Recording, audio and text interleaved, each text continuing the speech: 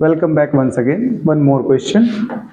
Question says that a shell of mass 0.02 kg is fired by a gun of mass 100 kg. Okay. M1 M2 कह दीजिए, cell के मास को M1 और gun के मास को M2. The muzzle speed of the cell is, जब sell out हो रही है, निकल रही है बाहर, तो उसकी स्पीड 80 है. Find the recoil back flow यानी speed of the gun. Simple सी बात ध्यान रखिएगा, अगर कभी एक्सटर्नल फोर्स नहीं काम करता है तो सिस्टम का मोमेंटम कंजर्व रहता है. हम कहेंगे when no external force acted, when no external force acted then linear momentum remains conserved. Momentum remains conserved. Remains conserved. Conserved का मतलब समझ लेना, जो इनिशियल मोमेंटम होगा वो फाइनल के इक्वल होगा.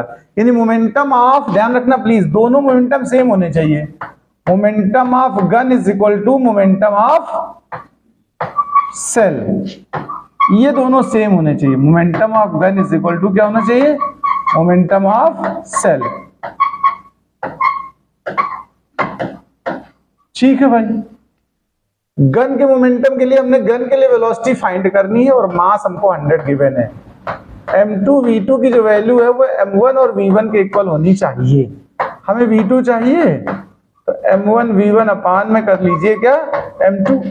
m1 की वैल्यू कितनी है हमारे पास क्वेश्चन में, देखो 0.02, और वेलोसिटी कितनी है हमारी इसकी गन की, उसकी मतलब सेल की 80, और m2 इसका हमारा 100 गिवन है.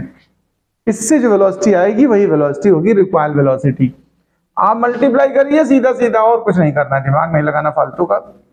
इसको एक तो जीरो कैंसिल कर लो पहले तो, 8 2 जा 16 तो ये हो गया.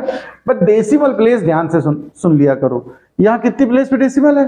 2 पर, और एक नीचे 10 से डिवाइड है कि नहीं, वो भी डेसिमल बनाएगा. तो टोटल कितने हो जाएंगे? 3 डिजिट पर हमें डेसिमल लगाना है, बस इतना ध्यान रखना. तो ये आंसर आ जाएगा. ये वेलोसिटी निकाली है तो यूनिट क्या लिखोगे भाई साहब? मीटर पर second. The answer obtained, note करें.